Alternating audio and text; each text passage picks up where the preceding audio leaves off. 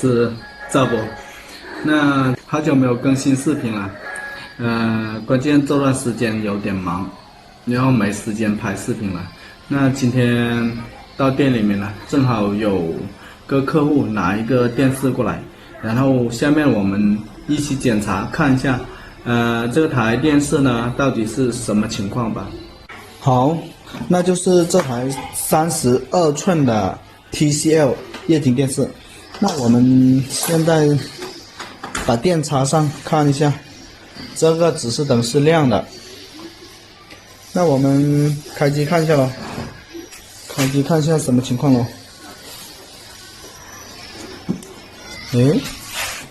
按键在哪里呢？啊，在这里。开机。现在指示灯已经，这什么情况？这个是显示的，但是中间这里有一条线，有一根线，有没有看到？那现在它是可以显示的哦。我打电话问一下客户到底是什么情况吧。那么像这种情况呢，就是屏幕的问题了。这根横线的话呢，如果旁边有耳朵的话呢，可能是耳朵坏了。那我们拆出来看一下有没有耳朵。如果有耳朵的话呢，那么这个修好的几率还是有的。但是没有耳朵的话呢，那么这根线就是消不掉了。那这个电视呢，我问了客户的，他说是屏幕的问题啊。那下面我们就给他修屏幕嘛。这个我已经拆出来了，是一个32寸的华星光电屏，然后这个屏是有歪的。